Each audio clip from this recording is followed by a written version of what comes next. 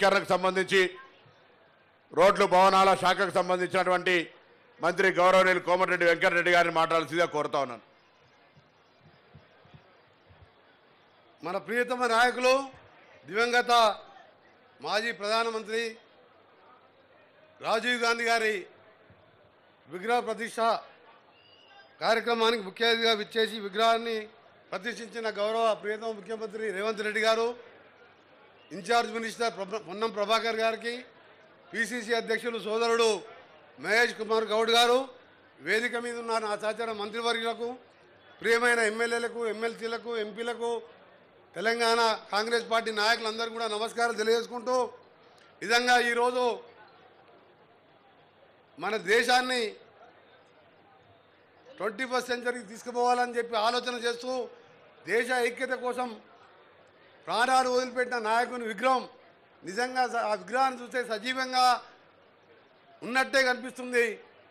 ఈరోజు ఆలోచన చేసి ఇక్కడ విగ్రహాన్ని ఏర్పాటు చేయడానికి మా R&B శాఖ ఆదేశాలు ఇచ్చిన గౌరవ ముఖ్యమంత్రి గారికి ముందుగా కృతజ్ఞత తెలియజేసుకుంటూ, అలాంటి నాయకుడు దేశం కోసం తల్లిని పోగొట్టుకున్నాడు, ఆయన ప్రాణాలు వదిలిపెట్టిండు దేశం కోసం. చిన్న పిల్లల నుండి సోనియా గాంధీ గారు ఆ రోజు రాజకీయాల దూరంగా ఉండి మళ్ళా దేశం కోసం అందరు కోరితే మళ్ళా రాజకీయాలకు వచ్చిండు. అలాంటి విగ్రహాన్ని మొన్ననే తెలంగాణ ఇచ్చిన తెలంగాణ దేవతగా సోనియా గాంధీ గారు మన తెలంగాణ ఇచ్చి ఇక్కడ విగ్రహం మా ముఖ్యమంత్రి గారు ఆలోచన చేసి పెడితే ఇవాళ పనికిరాని వాళ్ళు తెలంగాణ కోసం దొంగ నాటకాలు వేసి, ఒకడేమో పెట్రోల్ దొరికింది కానీ అగ్గిపెట్టె దొరకలే, ఒక ఆయనేమో హాస్పిటల్లో వండుకొని దొంగ దీక్షలు చేసుకుంటూ రాజీవ్ గాంధీ విగ్రహం ఎలా పెడతారు, రేపు మా గవర్నమెంట్ వస్తుంది వచ్చినాక చూసుకుంటా అన్నాడు. నీకు సిగ్గుండాలి. 3 నెలల కింద పార్లమెంట్ ఎన్నికలు జరిగితే 9 సీట్లలో 3వ స్థానం పోయినావు, 7 సీట్లలో డిపాజిట్ పోయి మళ్ళా గవర్నమెంట్కి వస్తావా నువ్వు? రాజీవ్ గాంధీ గురించి మాట్లాడి, త్యాగాల కుటుంబం గురించి మాట్లాడే మీ దోపిడి కుటుంబానికి ఆ అర్హత కూడా లేదు. ఎందుకంటే ఆ కుటుంబం దేశం కోసం ప్రాణాలు అర్పించింది. ఇవాళ తెలంగాణ పిల్లలు చనిపోతుంటే 20 స్థానాలున్న ఆంధ్రప్రదేశ్లో ఒక వార్డు మెంబర్ లేకున్నా పార్టీని పోగొట్టుకొని తెలంగాణ ఇస్తే ఇవాళ అలాంటి సోనియా గాంధీ గారి భర్త మాజీ ప్రధానమంత్రి 18 సంవత్సరాలకే ఓటు హక్కు కల్పించి యువత ఓటుతోనే దేశం మలుపు తిరుగుతుందని చెప్పి ఆలోచన చేసిండు. గ్రామ పంచాయతీలకు నేరుగా ఆ కాలంలో 2-3 లక్షల నిధులు వచ్చాయి.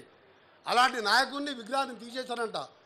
మిస్టర్ కేటీఆర్, కొద్దిగా నీ మానసిక పరిస్థితి కూడా మాకు డౌట్ అనిపిస్తున్నది. 16 సీట్లలో నువ్వు ఓడిపోయినా కానీ మళ్ళా గవర్నమెంట్ వచ్చే ఆలోచన ఉందంటే నీ ఆరోగ్యం కూడా డాక్టర్లతో చెక్ చేసుకోవాలని ఎక్కువ మాట్లాడకుండా, ఎందుకంటే పొద్దున ఆ మాట చూసిన తర్వాత ఈ నల్గొండలో ఉండి అక్కడనే మాట్లాడినా బాధ అనిపిస్తున్నది. ఆ కుటుంబం గురించి మాట్లాడుతుంటే ఒక ఆయనేమో పెద్ద మంచి సాగు నోట్ల తలకాయ పెట్టుకొచ్చినాను, పిల్లలేమో చచ్చిపోయిన 1100 మంది, ఈయనేమో సాగు నోట్లు పెట్టి బయటకు దుంకొచ్చింది. ఈయన దొంగ కుటుంబం.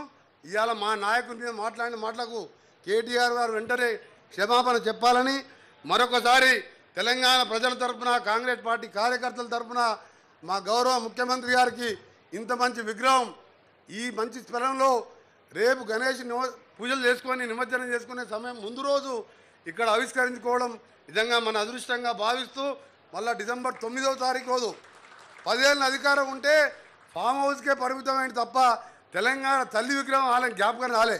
మొన్ననే ముఖ్యమంత్రి గారు శంకుస్థాపన చేసిండు. డిసెంబర్ 9 రోజు ఇదే సెక్రటరియట్లో ఆవిష్కరించుకోబోతున్నాం.